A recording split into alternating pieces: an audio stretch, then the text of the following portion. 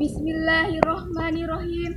Assalamualaikum warahmatullahi wabarakatuh.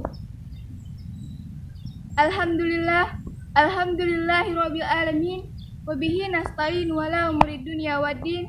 Wassalatu wassalamu ala asyrafil anbiya'i wal mursalin sayyidina Muhammadin wa ala alihi wa sahbihi ajma'in. Amma ba'd. Segala puji bagi Allah Subhanahu wa taala, Tuhan semesta alam yang telah menciptakan 7 lapis langit tanpa tiang dan menciptakan 7 lapis bumi tanpa gantungan, dan kita sebagai umat Nabi Muhammad SAW bernaung kepadanya.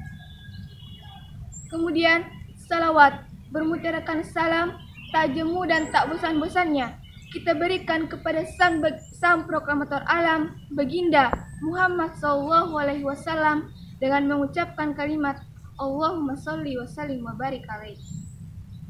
Mudah-mudahan kita semua mendapatkan syafaat yang telah dijanjikan oleh Nabi Muhammad, yaitu pada hari di mana tidak bergunanya harta yang berlimpah, tidak bergunanya pangkat seseorang, melainkan yang berguna hanyalah hati yang beriman.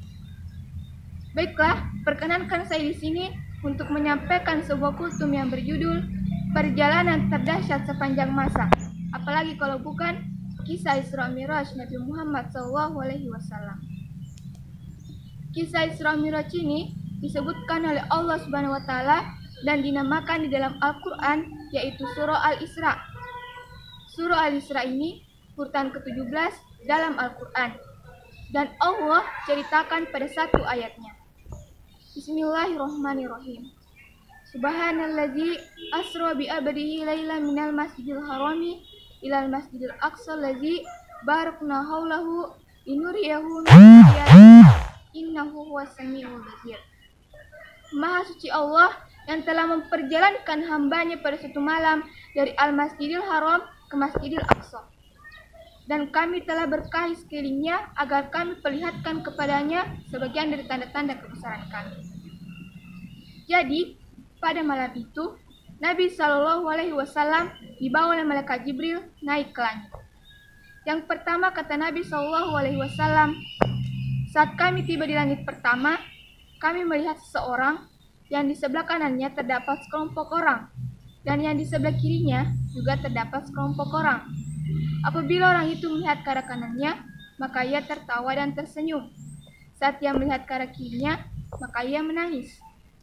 Lalu Nabi SAW bertanya kepada Jibril alaihissalam, siapa orang ini wahai Jibril? Jibril menjawab, ia adalah ayahmu Adam. Dan yang di sebelah kanan dan kirinya itu adalah keturunannya, yang mana di sebelah kanannya itu keturunannya yang akan masuk surga, makanya ia tertawa dan tersenyum saat melihatnya. Dan yang di sebelah kirinya itu adalah keturunannya yang akan masuk neraka. Wa na'udzubillah. Makanya dia menangis saat melihatnya. Lalu yang kedua, kata Nabi SAW, saya diperlihatkan seseorang yang berenang di lautan darah. Dan di pinggirannya itu ada seseorang yang menunggu.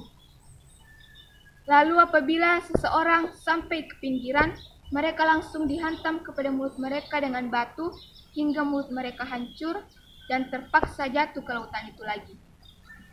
Lalu kata Nabi SAW, siapa mereka ini wahai Jibril? Jibril menjawab, mereka adalah pemakan harta anak yatim. Yang ketiga, kata Nabi SAW, saya diperlihatkan orang-orang yang perutnya penuh dan membesar. Lalu tiba-tiba saja segerombolan orang datang dan diseret dengan keras, lalu menginjaki perut-perut mereka. Lalu kata Nabi SAW, siapa mereka ini wahai Jibril? Kenapa begitu luar biasa siksaannya? Jibril berkata, mereka orang-orang yang diinjaki perutnya itu adalah orang-orang yang memakan riba. Dan orang-orang yang menginjaki perut mereka itu adalah keluarganya Fir'aun yang setiap pagi dan sore dibawa ke neraka. Lalu yang keempat kata Nabi SAW, saya diperlihatkan orang-orang yang di hadapannya itu disodorkan makanan yang baik dan makanan yang busuk. Tapi anehnya, orang-orang ini malah memilih makanan yang busuk. Lalu kata Nabi SAW, siapa mereka ini wahai Jibril? Jibril menjawab, merekalah para pesina. Mengapa demikian?